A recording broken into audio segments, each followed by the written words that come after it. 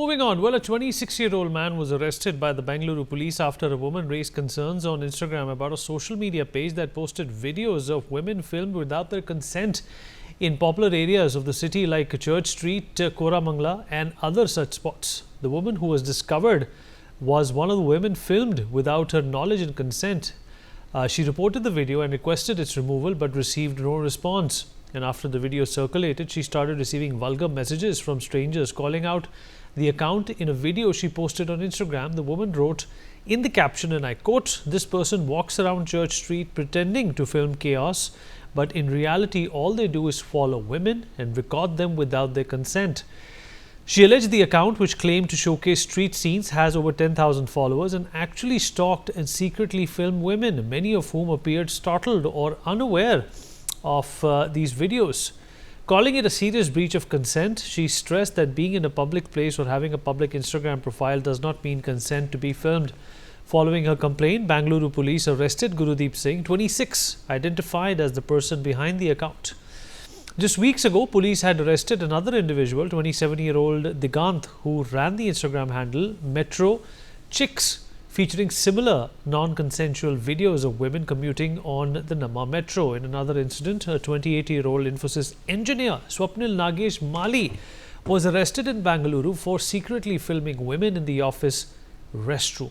Well, it's obviously a case of blatant voyeurism at this point in time. How can something like this be condemned as well as controlled is what we talk about in the next few minutes with our guest. Mr. Sanjay Sahai, former IPS, with us on the broadcast. Ms. M.S. Nipanai, senior advocate, also joins us on the show. Barkha Trehan, social activist, with us on the program. Mr. Milind Raj, technology expert and researcher, also with us on the program to talk more about this. Obviously, this is a very dangerous scenario that we have to deal with and talk about here. But Mr. Sahai, there is a very, very thick line at this point in time, at least, between privacy and intruding someone's space and putting it online. There are laws in place, but they also seem to be, not publicly acknowledged or known to many who would want to have similar concerns when it comes to their privacy. What are your impressions, sir? You've been on on a number of shows with me. This is a very peculiar case. Where to draw the line? Whether is this something that can be stopped if somebody's, filming you with your consent and without your consent? What are the laws? What can we do? And what can the police do about it? Technicalities apart, where we stand at the current moment in time, the police is unaware of most of these laws.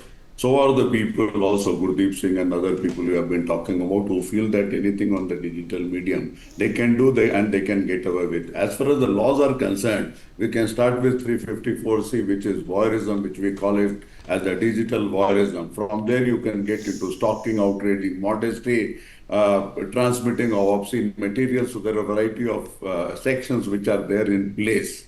So regarding the law, there is no issue. The issue is with regards to both the interpretation of the law, understanding of the law, and the capability of the police force to enforce. Barkhaji, you can't be on the phone while being on national TV. Barkhaji, you can't be on the phone while you're on national TV, ma'am. Please mute yourself. Go on, sir. So the issue is with the understanding of the police and all the other stakeholders. As far as this particular case is concerned, if you just go by the word of the law, somebody can claim that, okay, you are in a public space, so anybody can film you. But if you get one layer deeper, you realize that this is done with an intent and a motive which is primarily meant for ulterior motives. Ulterior motive in the sense is the sexual motive sort of a thing. So the first point is the incapability of whatever agency to crawl the social media space. See, the most important part is that the social media space and the type of space which you are talking about on Insta and Facebook. So this is a public domain space, and if this we are not able to crawl, it becomes extremely difficult to have any nature of policing on the digital medium. And this we have seen with a couple of things where in the Operation Sindoor and post-Operation Sindoor, couple of things came to light. And this first case also, as far as this nature of digital voyeurism is concerned, this first case was also caught as a part of the Operation Sindoor, post-Operation Sindoor and all that. Now, these are the people who feel that they have to make a name in the social media. So today the whole game is like and things of that nature, and there is nobody who can tell them as to what law is like and how the law can be interpreted. Leaving aside everything, the motive is there is a pattern, the images are taken, there is no consent, it is the intrusion in privacy. But I can tell you that when it gets into the court of law, if their evidence and their prosecutors are not up to the mark, and might be in a variety of cases, if the appreciation at the other side of the table is not there, then this might fall flat. As of now, we don't have great judgments where we can get into the interpretations of law where something has been filmed in public, yet it is private.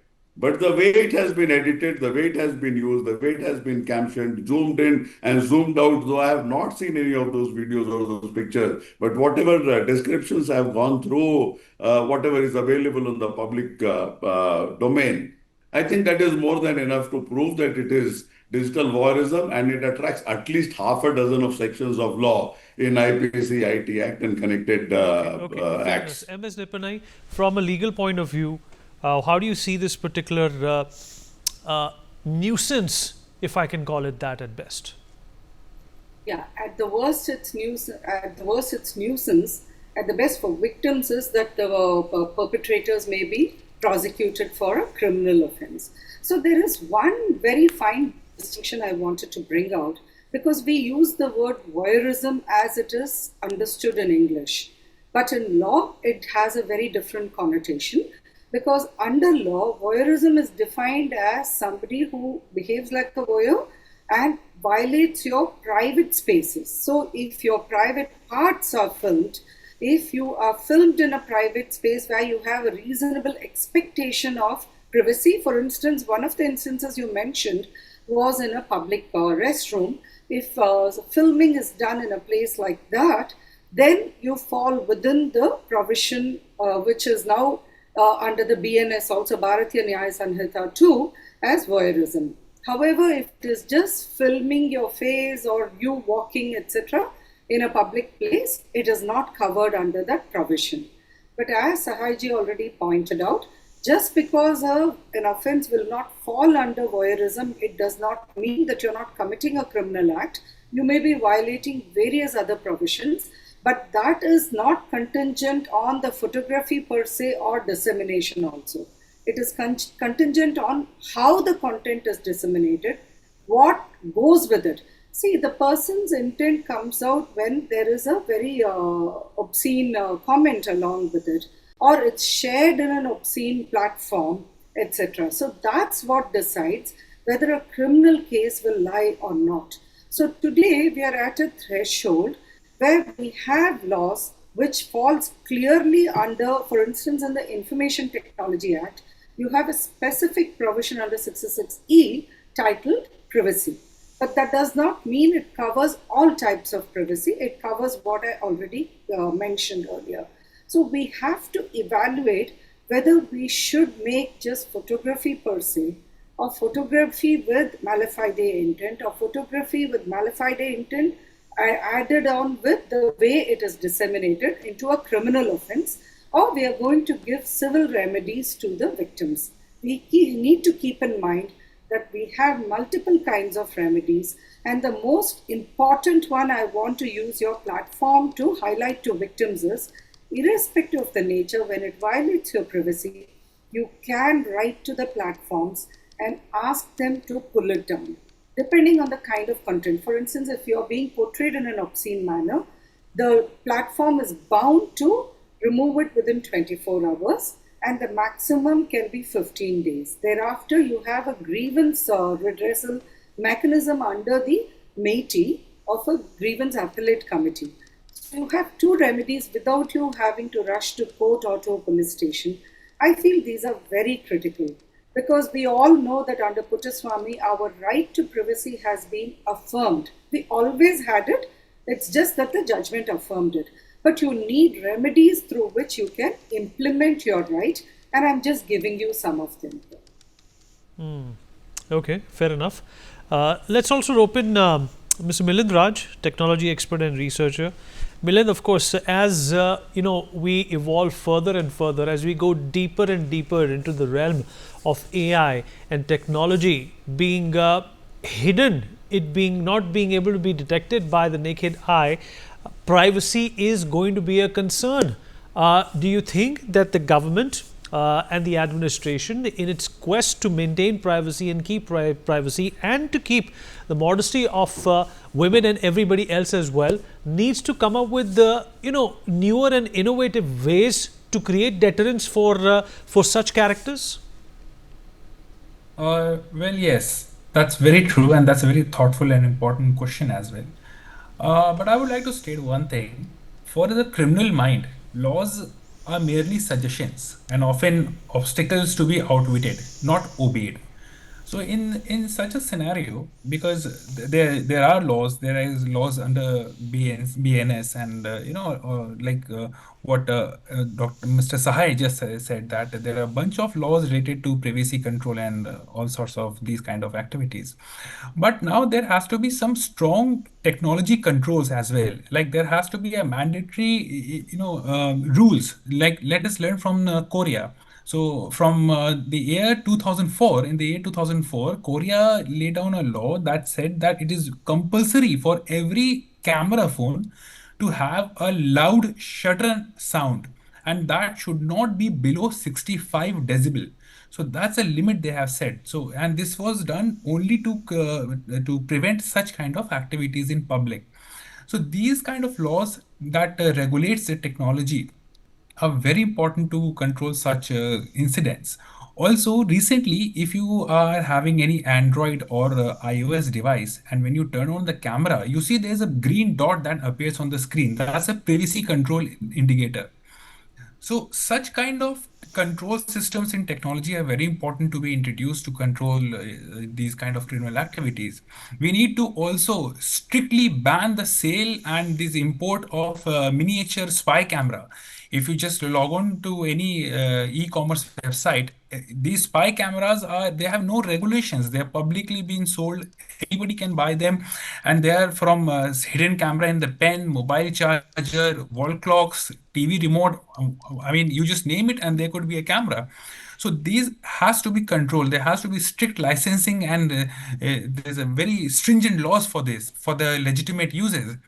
And there also has to be a committee that could control and regulate the manufacturers who are just just selling these products and importing these products from countries like China. But And Milind, we live in a day and age where I can have a camera in my button and nobody would ever of course, notice yes. it.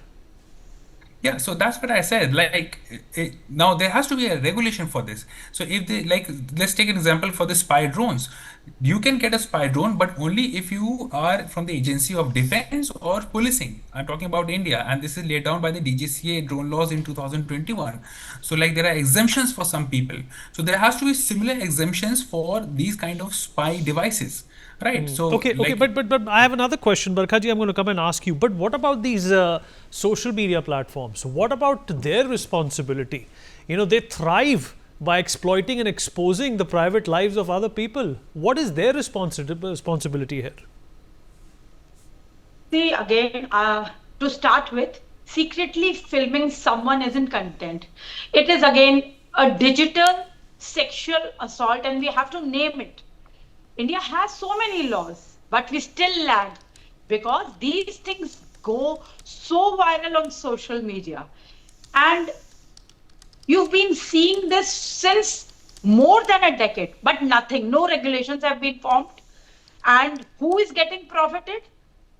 I would say the big people sitting on social media, those who are sharing all this, the YouTube channels, the Instagram channels, they are benefiting. They are getting monetary benefits, and that is why lakhs of other people are imitating them. It has now become a big industry. It's one of the crimes. You have to name it, and giving consent, nobody gives the consent. It's often, it is being, cameras have no here, just like the fellow panelist who was telling that there is no, the camera are taking all these pictures and the videos, and nobody knows that who is filming. So it is again, it's very hard to understand who is doing it, but it is equally hard to understand that who is putting it on which platform. So who's going to monitor? The government needs to monitor all these sites. And I have said it off and on that it's not only a woman issue, even men are filmed. Even they are secretly filmed in gym and urinals in trial rooms.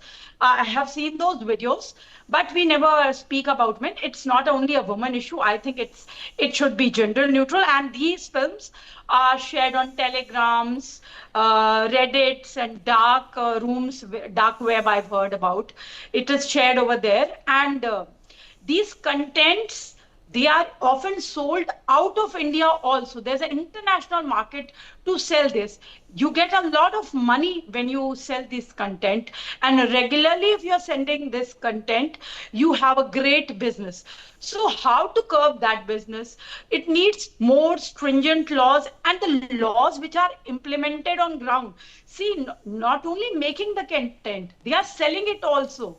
So it needs to be monitored regularly, and whosoever is doing this, they should be thoroughly punished. What is happening is that no action is taken against. The laws are so violated often, and nobody is punished. They get scot-free. And since nobody gets punished, the other one thinks that he didn't get punished or she didn't get punished. So I will make more vulgar content. I will make further ruin the privacy of anybody. And this content will go viral, and I'll earn a lot of money. So this is a flourishing business which is going on. Mr. Sahai, your thoughts on deterrents that can be created to bring down, this route as a stream for revenue for people?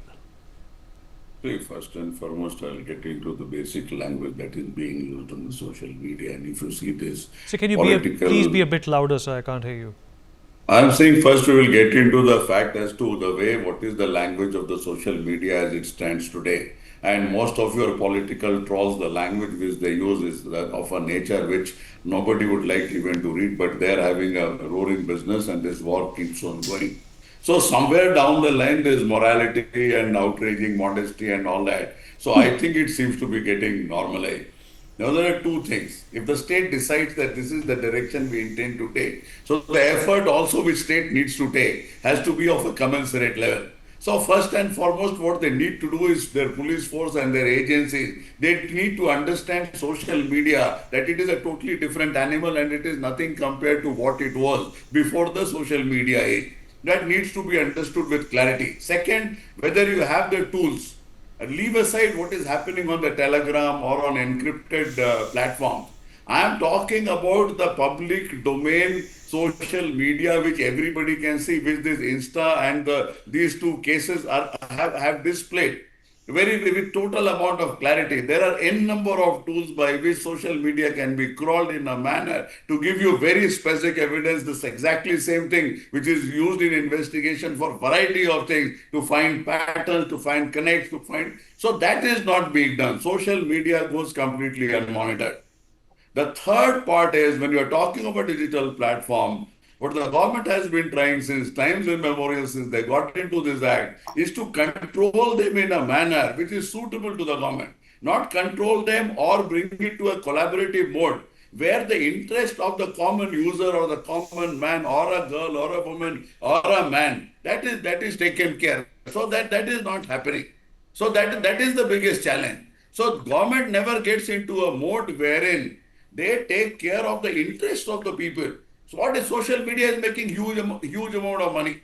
Yes. Social media is making, let's be very clear, through social media, huge amount of money is being made. Whether you accept or you don't accept, there is a solid lobby which operates. The lobby operates here, the lobby operates in the Silicon Valley and wherever they are out.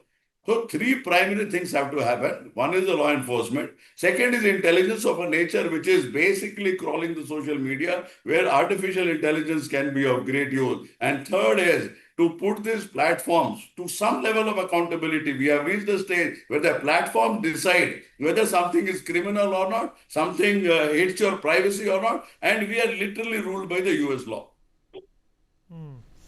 Okay, fair enough. Ms. Nipanai, concluding thoughts from you and then the rest of panelists, and then we wrap up. Barkhaji, I'll come to you. Thank you. So very, very quickly, one clarification. I'll start from the last point to the first. When you have offered your services in India, you're amenable to the laws of India. The social media platforms are very much amenable to the laws of India, so we don't have to worry about them only being susceptible to US laws. That would be a misconception. Secondly, once you're amenable to the laws of India, you also have to comply with laws, regulations, rules, etc., and also precedent law. Luckily for us, we have had a very proactive judgment from the Supreme Court, through which responsibility of social media has been substantially assured. I won't say everything is utopian, but baby steps are critical. We have already started this, and I'm talking about something that happened in 2017. From then to now, if you see all the changes that social media has brought about, including easier methodologies for reporting content which violates your rights, that is thanks to the Supreme Court's judgment. And today, they file reports annually to ensure, and that's how the government ensures that they're complying. Is the government doing enough? Is the system doing enough? Do we have enough convictions? That may be a moot issue. And yes, if you ask me personally, I would prefer that we had a lot more to show that the system works effectively. Unfortunately, that might not be so today. But to say that there is nothing in the system is too bleak a picture, which is also misleading. So I think we should trust the system that there is something happening. We should make the system work for us. And finally, for all those criminals out there, remember, ignorance of law is not an excuse. So just because you didn't know that what you were doing is an offense doesn't exonerate you. You would not do it in person. All right. Quick responses and last words from Milind Raj and Barkha, and then we wrap up. Milind? I'll take 5 seconds. Milind?